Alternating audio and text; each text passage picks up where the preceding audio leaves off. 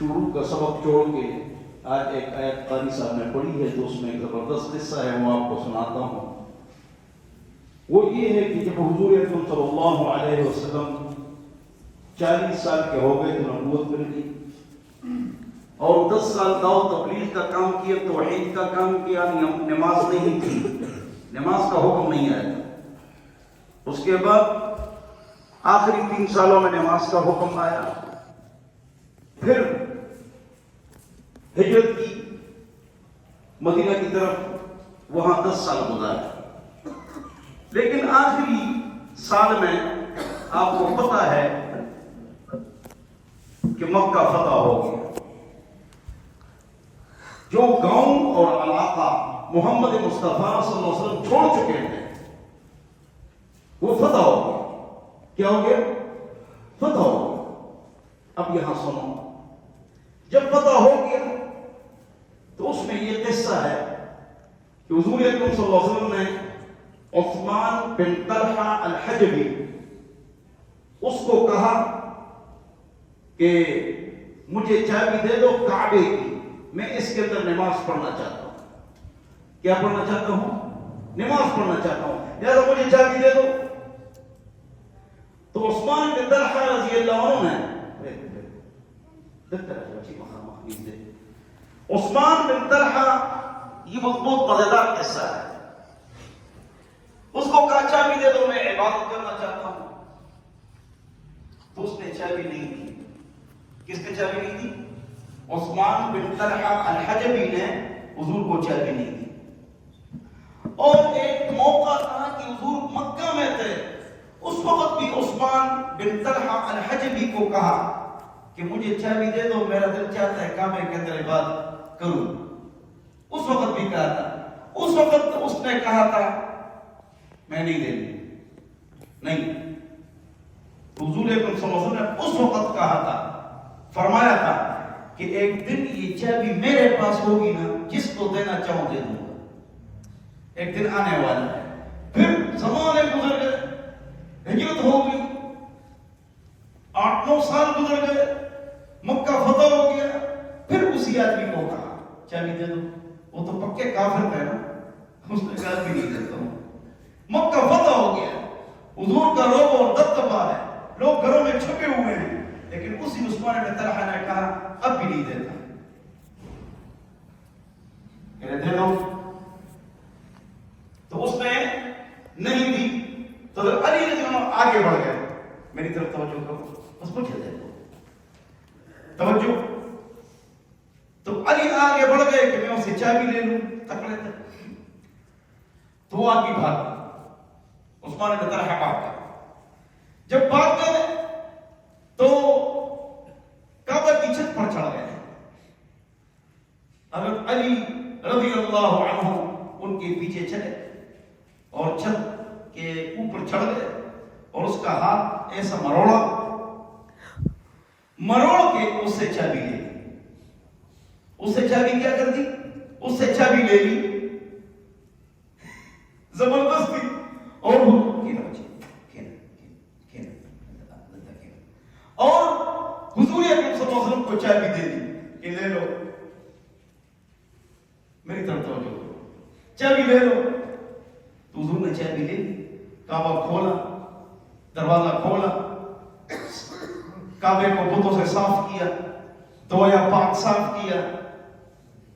اب بلال نے اوپر اذان بھی دی تھی، تو حضرت اندر تشریف لے گئے، حضرت اور اندر نفل پڑھے۔ اب بلال رضی اللہ عنہ کے ساتھ ہے، ابن عمر باہر تھا، پھر پوچھو حضور نے کہاں نماز پڑھی، پھر وہاں پر ابن عمر نے بھی نماز پڑھی رضی اللہ عنہ۔ تو نماز جب پڑھی اور باہر نکلے، اب صحابہ نے کہا اے مجھے چابی دے دو، علی نے کہا مجھے دے دو، عمر نے کہا مجھے دے دو، مختلف صحابہ نے کہا اندر کعبے کی چابی ہمارے پاس ہو۔ تو حضور اکرم صلی اللہ علیہ وسلم نے ارادہ بھی کیا کہ میں کسی کو چابی دیتا ہوں، کسی کو دے دوں گا، اسی کے پاس چابی ہوگی۔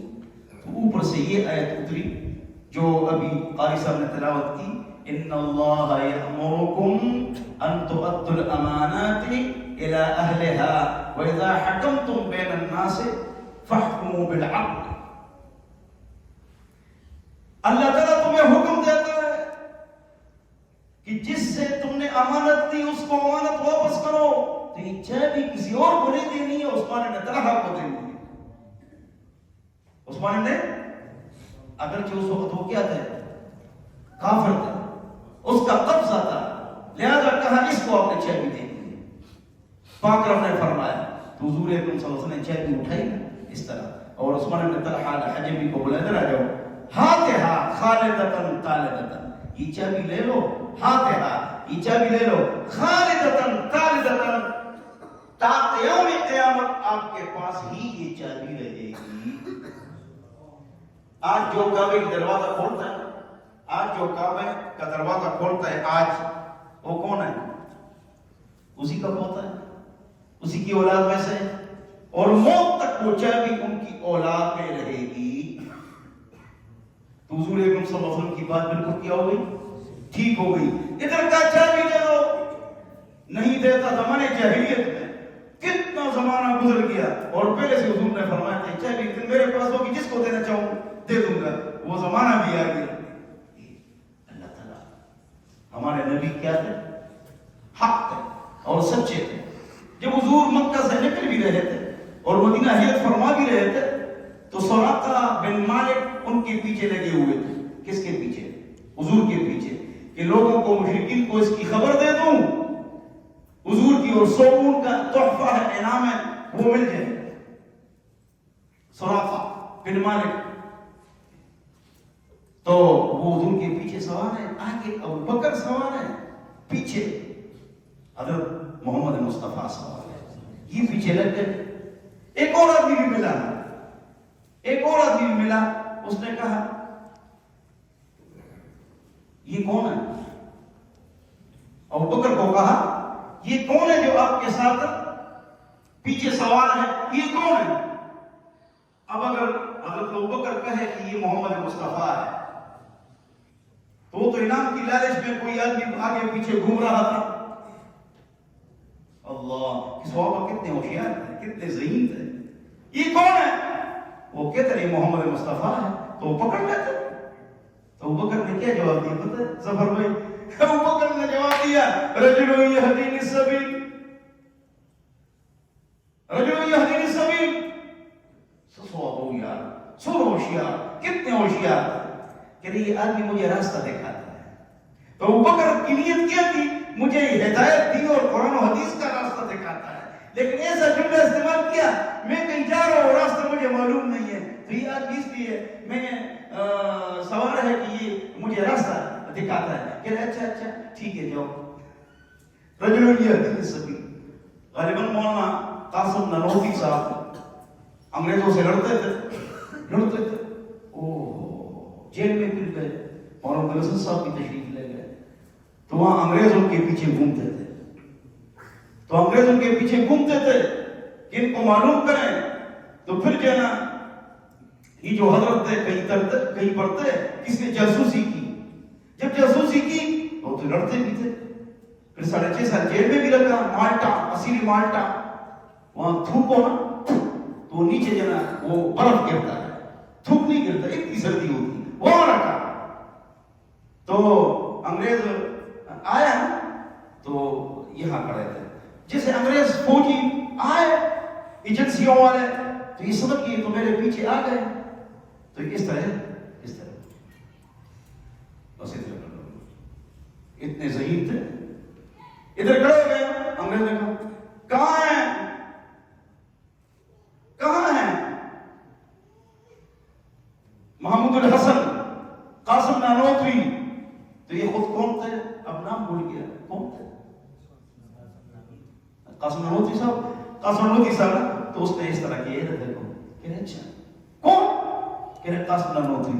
وہ نہیں جانتے تھے نا, سادے مولوی تھے, لڑتے تھے انگریزوں کے ساتھ. کون, کہ قاسم نانوتوی. خدا ہی قسم ابھی ادھر کھڑے تھے, پتہ نہیں کہاں چلے گئے. خدا ہی قسم ابھی یہاں کھڑے تھے, پتہ نہیں خدا کی قسم ابھی یہاں کھڑے تھے. تو کھڑے تھے یا نہیں تھے, کہ خدا کی قسم یہاں کھڑے تھے. اس طرح کا بس انگریز چلے گئے, حضرت ایک طرف چھپ گئے. اور پھر 3 دن چھپ گئے تھے، پھر نکل گئے. کسی نے کہا آپ انگریز آپ کو ڈھونڈ رہے ہیں، 3 دن تم چھپ گئے تو اب کیوں تم ظاہر ہو گئے، اب تو انگریز پکڑ لے گا. کہ حضور بھی غار ثور میں صرف 3 دن چھپ گئے. پھر وہ لمبا قصہ ہے اور پوری تاریخ یاد آ گئی. یہاں سے چلے گئے اور پھر دہلی چلے گئے، دہلی سے پھر کشتی میں، پانی کی کشتی میں حرم چلے گئے. پھر حرم میں وہاں ہوتے تھے سارے بزرگ. 1857 کی تحریک ناکام ہو گئی. پھر اردن کا جو بادشاہ ہے ابھی، اس کے پوتے نے شریف مکہ، اس نے جاسوسی کر کے انگریز کے حوالے کر دیا. وہ الگ موضوع ہے. اب ادھر آیا، یہ کون ہے؟ رجل یہدی السبیل. یہ ایک آدمی مجھے راستہ دکھاتا ہے. کس چیز کا راستہ؟ تو آدمی یہ سمجھ گیا کہ راستہ دکھلانے والا ہے. ابوبکر کو جانتے تھے، حضور کو نہیں جانتے تھے کہ راستہ دکھلانے والا ہے. اور ابوبکر کا کیا مقصد تھا؟ کہ مجھے ہدایت کا راستہ دکھاتا ہے، سکھاتا ہے. یہ تو اس سے جان چھوڑا لی. اس کو کہتے ہیں توڑیا. کیا کہتے ہیں؟ توڑیا. توڑیا کس کو کہتے ہیں؟ ایسے الفاظ استعمال کرنا جس کے دو رخ ہو، یہ ضرورت کے تحت جائز. توڑیا. دوبارہ حضور نے وہ چابی اس کو دے دی کہ ہاتھا خالدۃ. اچھا وہ کس طرح گیا؟ تو وہ جو حضور آ رہے تھے تو سراقہ بن مالک پیچھے لگ گئے. آخری بات پیچھے لگ گئے تو وہ تو جانتے تھے اور حضور کو پکڑنا چاہ رہے تھے، 100 اونٹ لے جانا چاہ رہے تھے. تو سراقہ پکڑا حضور نے. اے سراقہ مت آؤ، مت آؤ. وہ آ رہا تھا، زمین میں دھس گیا. یا رسول اللہ مجھے بچاؤ، پھر نہیں آؤں گا. ایک بار دھس گیا، پھر آ گیا 100 اونٹوں کی لالچ، پھر زمین میں دھس گیا. یا رسول اللہ پھر نہیں کروں گا. پھر تیسری مرتبہ بھی دھس گیا کہ اب تو جاؤ بس کرو نا. تو واپس چلا گیا. اب جب واپس جا رہا ہے نا، یہ الفاظ سن لیجیے. حضور نے کہا کیا حالت ہوگی کہ روم اور فارس، غالباً فارس کا کہا کہ اس کی مالی غنیمت آئے گی اور اس مالی غنیمت میں سونے کے کنگن ہوں گے بڑے بڑے، اور آپ اس کو ایسے چھلانگے ماریں گے، شرنگ شرنگ، سونے کے کنگن ہوں گے. تو ایسا زمانہ آنے والا ہے. اللہ، یہ کون سا زمانہ ہے؟ ابھی حضور ہجرت کر رہے ہیں، حضور کی عمر 54 سال ہے. پھر حضور کا انتقال ہو گیا 10-11 سال بعد، 10 سال بعد. پھر وہ زمانہ بھی گزر گیا. پھر ابوبکر کا زمانہ بھی گزر گیا. پھر عمر کے زمانے میں وہی سراقہ مسلمان ہو گئے تھے جو پیچھے لگے ہوئے تھے. اور وہی روم فارس کا، غالباً فارس کی مال غنیمت، وہ مال غنیمت آ گیا. جب مال غنیمت آ گیا، حضرت عمر نے اس سراقہ کو بلایا کہ حضور نے کہا تھا نا جب آپ پیچھے لگے ہوئے تھے اور کہا کرتے کہ ایک دن آنے والا ہے کہ یہ مال غنیمت، فارس ایران کی مال غنیمت وہ آپ کے پاس آئے گا اور آپ اس کو ایسے ہاتھ میں ایسے ایسے کریں گے. تو حضرت عمر نے سراقہ کو آجو ایسا ایسا کرو تاکہ حضور کی بات سچی ہو. ہمارے حضور کو دیکھو، ابھی وہ کافر ہے، حضور کا دشمن ہے، حضور کے پیچھے 3 مرتبہ لگ گئے، لیکن حضور نے پہلے سے ان کو بتایا. کیا بتایا؟ ایک دن آنے والا ہے، فارس کے کنگن آپ کے ہاتھوں میں ہوں گے. اس کے شرم شروم کس طرح نکالو گے؟ اسے شرم شروم ہوا یا نہیں ہوا؟ ہمارے نبی سچے ہیں یا نہیں؟ ایک آدمی پیچھے لگ گئے نا تو کہہ رہے میں حضور کو طواف میں قتل کروں گا. عمرۃ القضاء یا حج یا عمرے، 4 عمرے کی حضور نے ایک حج کی. حضور کو چھری ماروں گا دل میں، پیچھے سے قتل ہو جائیں گے. اب وہ آدمی جو ہے نا، حضور بھی طواف کر رہے، وہ آدمی قریب قریب پہنچ رہا ہے، قریب قریب پہنچ رہا ہے کہ حضور کو چھری ماروں. اور اپنے آپ کو مضبوط تیار کیا تھا. جب وہ قریب پہنچ گئے نا تو حضور اکرم صلی اللہ علیہ وسلم مڑ گئے نا، اس کے دل پر آتا کہ اپنا ارادہ تبدیل کرو. اپنا ارادہ تبدیل کرو، چھوڑو اسلام میں آؤ، ٹھیک ہو جاؤ. اس وقت کلمہ پڑھ لیا، اشہد ان لا الہ الا اللہ واشہد ان محمدا عبدہ ورسولہ. یہ ہمارے نبی اس کے ارادہ تبدیل. اللہ صلی اللہ علیہ وسلم.